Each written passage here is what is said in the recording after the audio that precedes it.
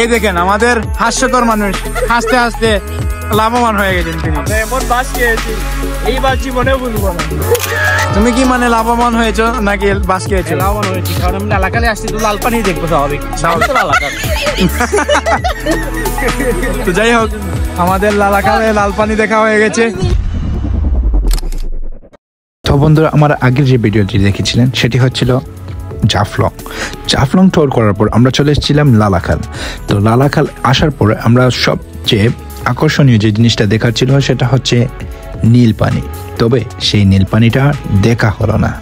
যাই হোক বন্ধুরা, আপনারা কখন এই লালাখাল আসবেন, কোন মৌসুমে আসলে আপনারা এই সৌন্দর্যটা উপভোগ করতে পারবেন, সবগুলোই আপনাদের সাথে শেয়ার করব। তো বন্ধুরা চলুন দেরি না করে শুরু করা যাক।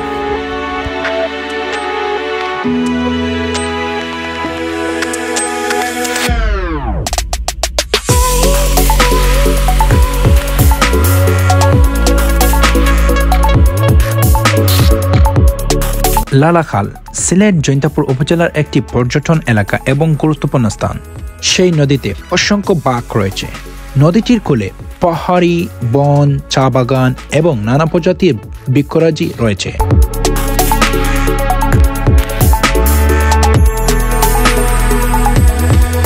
ভারতের চেরাপুঞ্জির ঠিক নিচেই লালাখালের অবস্থান। চেরাপুঞ্জি পাহাড় থেকে উৎপন্ন এই নদী বাংলাদেশের মধ্যে দিয়ে প্রবাহিত।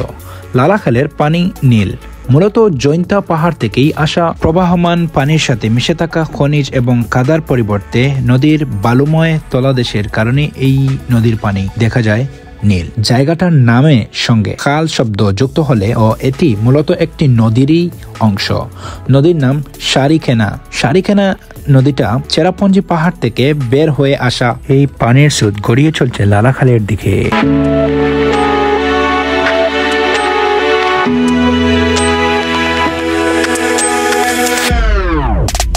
বর্তমানে বাড়ি বৃষ্টি আর নতুন পানির আমেশে পানির রঙের কালারটা হয়ে গেছে লালচে।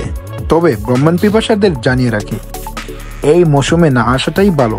তবে আপনারা আসতে পারেন শীতের মৌসুমে, তখন দেখতে পারবেন লালাখালের পূর্ব সৌন্দর্য নদীটাকে। নদীর নাম আবারও বলছি সারিখেনা। এই সারিখেনা নদীটাতে এতটা সুন্দর দেখা যায় শীতের মৌসুমে। শীতের মৌসুমে আপনারা আসলে দেখতে পারবেন আর উপভোগ করতে পারবেন আপনাদের এই ভ্রমণটা।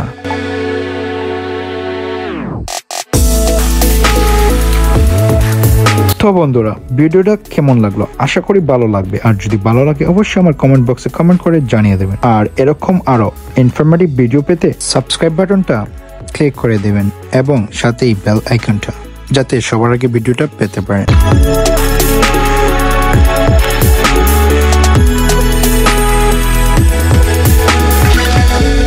তো বন্ধুরা, আজকের মতো এখানেই আমি বিদায় নিচ্ছি। দেখা হবে অন্য কোথাও অন্য কোনো ভিডিওতে। ভালো থাকেন, সুস্থ থাকেন। আল্লাহ হাফিজ।